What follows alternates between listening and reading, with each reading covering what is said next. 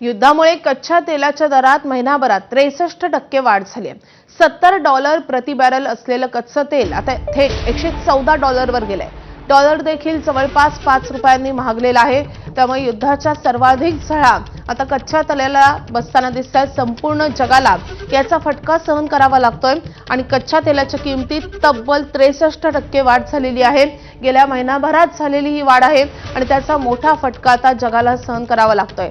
$70 प्रति बॅरल असलेलं कच्चं तेल आता $114 वर गेलेलं आहे। त्यामुळे कच्च्या तेलाच्या किमतीत मोठी वाढ झालेली आहे आणि अर्थातच त्याचा फटका सगळ्यांना सहन करावा लागतोय।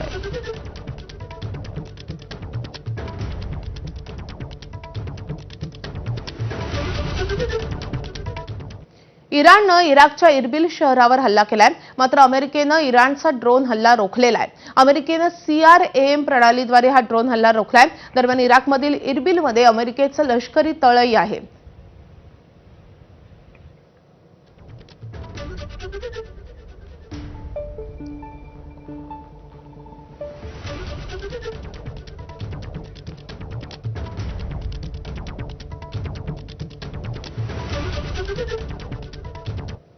IDF अर्थात इस्रायल डिफेन्स फोर्सेसनं इराण आणि लेबनॉनमधील 250 ठिकाणांवर हल्ले केलेत। इस्रायलनं इराणमधील 100हून अधिक ठिकाणांना लक्ष्य केलंय, तर लेबनॉनमधील हिजबुल्लाहच्या ठिकाणांवरही हल्ला केलाय। IDFनं हिजबुल्लाहच्या शस्त्रागारावर हवाई हल्ला केलाय, ज्यात हिजबुल्लाहचे दहशतवादी ठार झाल्याचा दावा करण्यात येतोय।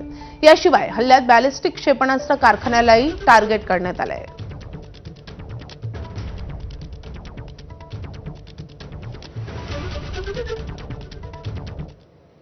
आखातातील या युद्धाला आता 1 महिना पूर्ण झालाय। अमेरिका इस्रायलचे इराणवर अजूनही जोरदार हल्ले सुरूच आहेत। अमेरिका इस्रायली सैन्यानं इराणच्या तेल डेपोला लक्ष्य केलंय।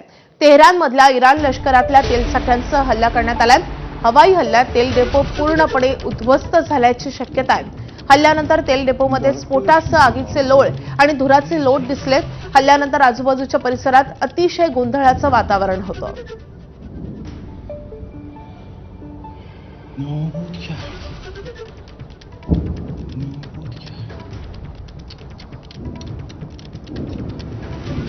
این داره خودش میترکه دیگه یکیه که من باید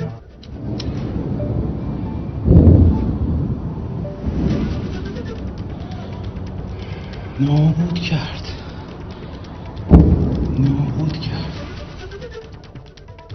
तर गेल्या महिनाभर सुरू असलेल्या या युद्धाविरोधात